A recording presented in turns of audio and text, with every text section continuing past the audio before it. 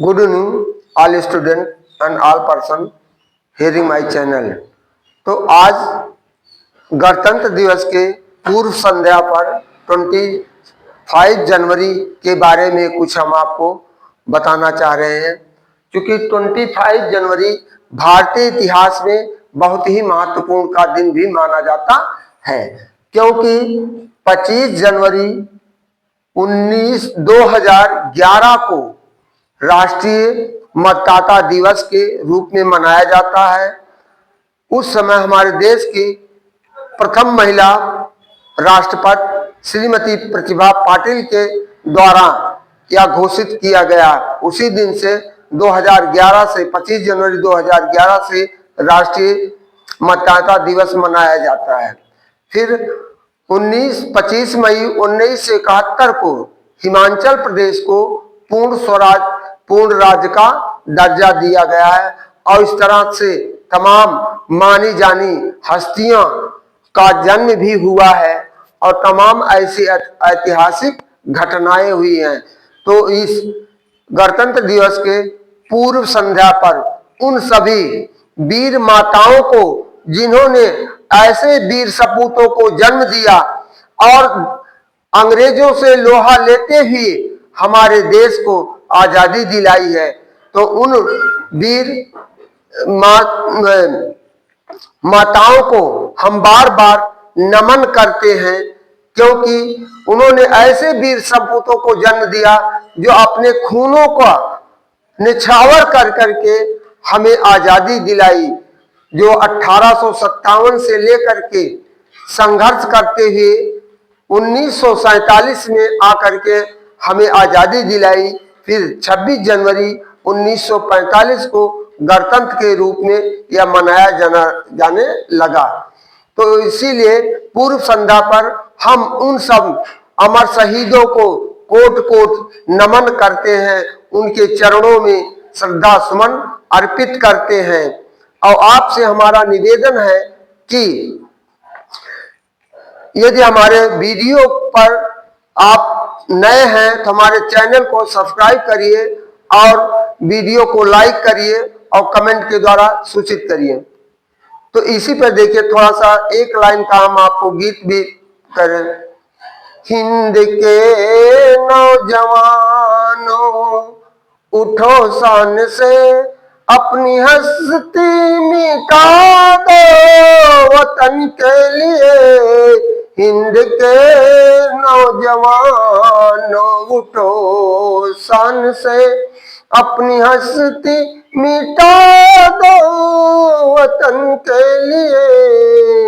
फूल माला समर्पित हमारी उन्हें, फूल माला समर्पित हमारी उन्हें, जिसने सर दे दिया है वतन के लिए, जिसने सर दे दिया है वतन के लिए। जय हिंद, जय भारत। इन्हीं शब्दों के साथ हम आपको अपने चार्ट नंबर 14C पर चल रहे हैं। Present continuous interrogative sentence, past continuous interrogative sentence, future continuous interrogative sentence, first type. तो फर्स्ट टाइप क्या शब्द वाक्य के प्रारंभ में आने पर, तो helping verb is oblique am oblique are plus subject plus ING plus O plus C plus mark of interrogation. यहां was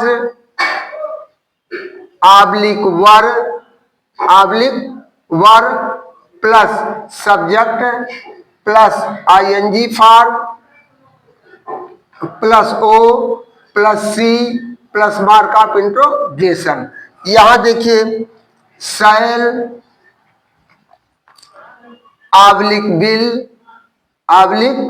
bill plus subject plus B plus ING plus O plus C plus mark of interrogation. जैसे अब देखिए, क्या वह फल बेच रहा है? क्या वह फल बेच रहा है?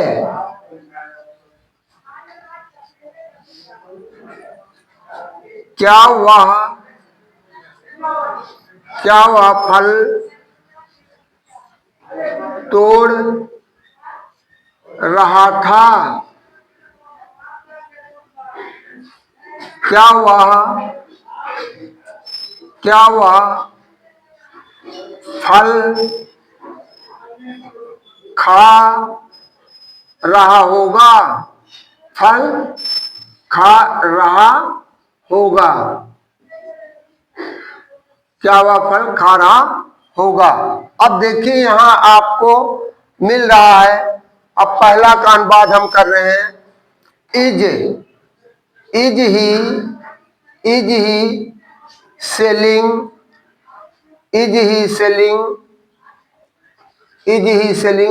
Fruit?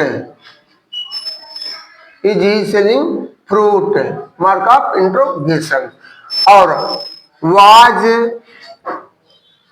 Was he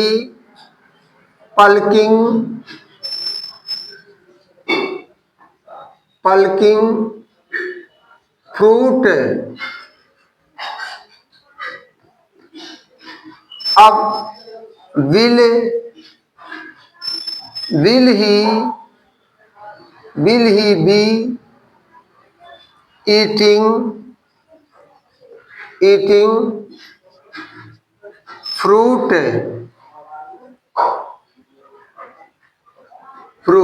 mark of interrogation. क्या वे प्रश्न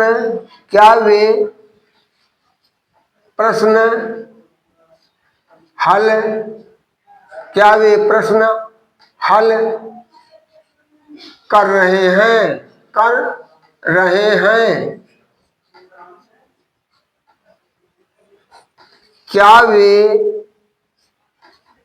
क्या वे प्रश्न हल कर रहे थे?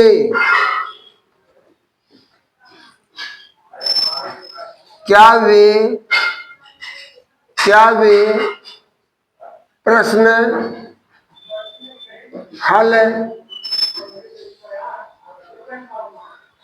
कर रहे होंगे?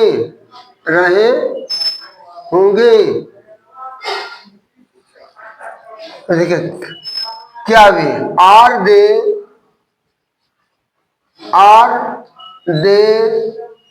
Solving question?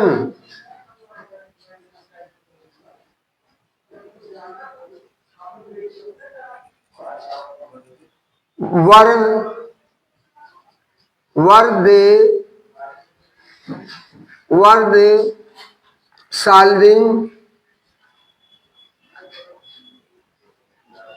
questions?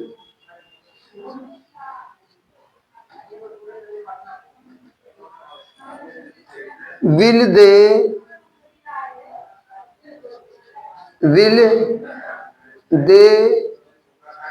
be solving question?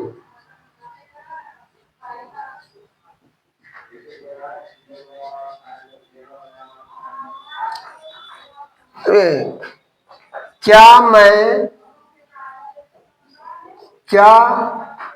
मैं तुम्हें पढ़ा रहा हूँ?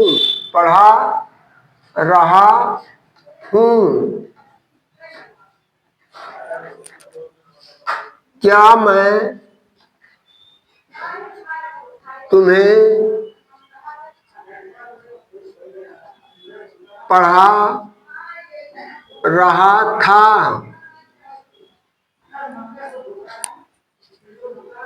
क्या मैं तुम्हें पढ़ा रहा हूँगा। अब देखिए इसका क्या मैं am I teaching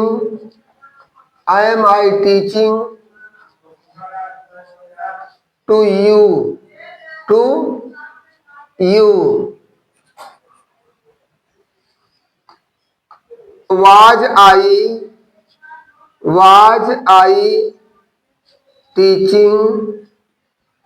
was I teaching to you?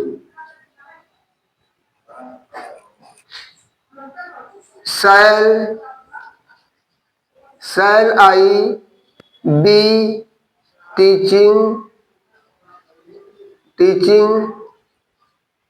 to you? इस तरह से हमने आपको 3 एग्जाम्पल दिया है।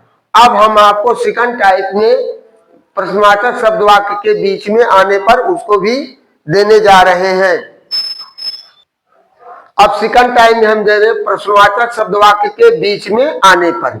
यदि प्रश्नवाचक शब्द बीच में आता तो सर्वप्रथम हम हिंदी से अंग्रेजी बनाते समय प्रश्नवाचक शब्द वाक्य में ढूंढेंगे और उसी प्रश्नवाचक शब्द से शुरू करके फिर हेल्पिंग वर्ब के साथ हम करते हैं, जैसा कि हमने फार्मूला यहां लिख दिया है। तो जैसे वह अब कहां सो रहा है,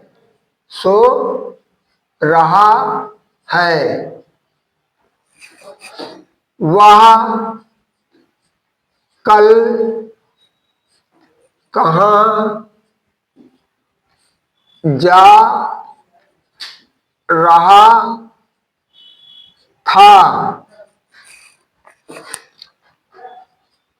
वह खाना कब, वह भोजन, खाना या भोजन, वह भोजन कब पका रहा होगा। देखिए अब यहाँ प्रश्नवाचक शब्द है, यहाँ कब आया है, यहाँ कहाँ आया है, यहाँ कहाँ आया है। तो हम कहाँ से शुरू करेंगे? where is he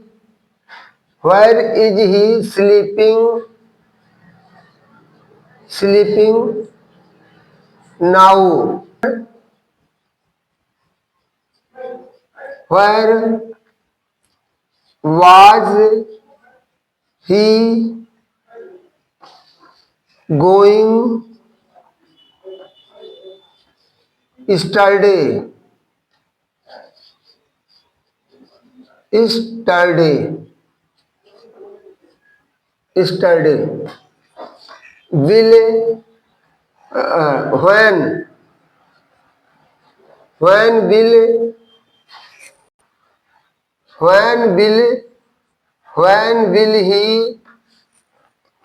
When will he be cooking food? When will he cooking food? और इस तरह से हम आपको समय अभाव के कारण केवल फार्मूला के द्वारा एक एक दे दिए हैं, तो इतना ही आपके लिए पर्याप्त है। यदि आपको बाय रूल मालूम है तो कोई भी वाक्य आप ट्रांसलेशन करने में कोई आपके सामने दिक्कत नहीं होगी। तो हम पुनः आपको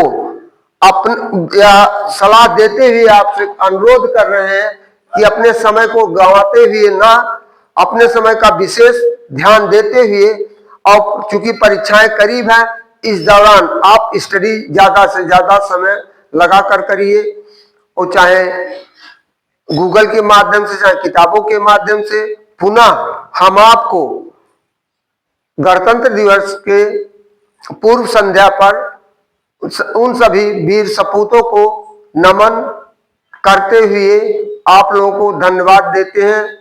थैंक यू, धन्यवाद, गुड इवनिंग।